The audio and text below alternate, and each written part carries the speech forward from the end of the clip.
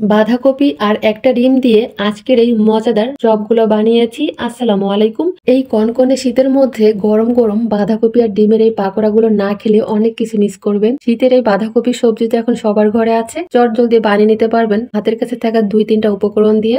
নাস্তাগুলো বানানোর জন্য এখানে নিয়েছি 2 কাপ বাঁধাকপি। বাঁধাকপিটাকে ভালো করে এরকম কুচি কুচি করে কেটে নিয়েছি। এখানে দিয়ে দিলাম পরিমাণ মতো লবণ। লবণ দিয়ে খুব ভালো করে কচলিয়ে এটাকে নরম করে ফেলতে হবে। এখন এটাকে আমি 10 মিনিটের জন্য রেস্টে রাখবো, যাতে বাঁধাকপিগুলো একটু নরম হয়ে যায়। এখানে নিয়েছি একটা সিদ্ধ ডিম। ডিমটাকে ছোট ছোট পাতলা করে কেটে নিব।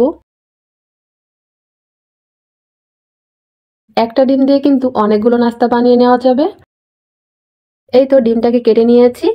10 মিনিট পরে ফিরে আসছি। বাঁধাকপিটা এখন অনেকটা নরম সফট হয়ে গিয়েছে।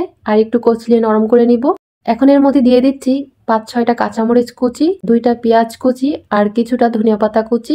এখানে দিয়ে দিচ্ছি 1/4 টিস্পুন ভাজা ধনিয়ার গুঁড়া, 1/4 টিস্পুন গরম মশলা, এখানে অনেক রকমের মশলা আছে। দিয়ে দিলাম 1 চামচ শুকনো মরিচের গুঁড়া, 1/4 টিস্পুন হলুদের গুঁড়া। এখানে দিয়ে দিচ্ছি 1/3 কাপ বেসন আর 1/3 কাপ শুকনো চালের গুঁড়া। আপনারা চাইলে কিন্তু এখানে আটা, ময়দা, চালের গুঁড়া যে কোনো একটা দিয়েও বানাতে পারবেন। সবকিছু একসঙ্গে ভালো করে কষলিয়ে মেখে নিব।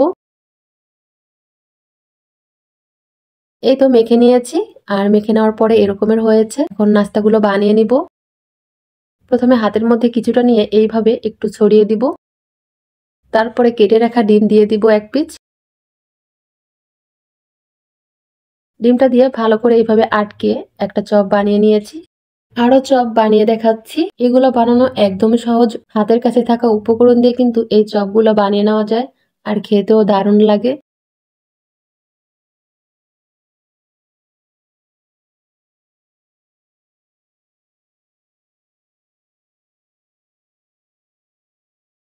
সবগুলো চপ বানিয়ে নিয়েছি। এখন এগুলোকে নিয়ে চলে যাব চুলায়। চুলায় প্যানে কিছুটা তেল হালকা গরম করে নিয়েছি। এখন একটা একটা করে চপ দিয়ে দিচ্ছি। চুলার আঁচ মিডিয়ামে রেখে চপগুলো ভাজতে হবে। একটা সাইড হয়ে গেলে উল্টে দিব। এইভাবে উল্টে পাল্টে বাঁধাকপির চপগুলোকে ভেজে নিব। পছন্দ মতো কালার চলে আসলে নামিয়ে নিব। চপগুলো ভাজা হয়ে গিয়েছে, নামিয়ে নিচ্ছি। এই চপগুলো গরম গরম খেতে বেশ ভালো লাগে। বাকি চপগুলোও ভেজে নিব। ডিম আর বাঁধাকপির সবগুলো চপ ভেজে নিয়েছি।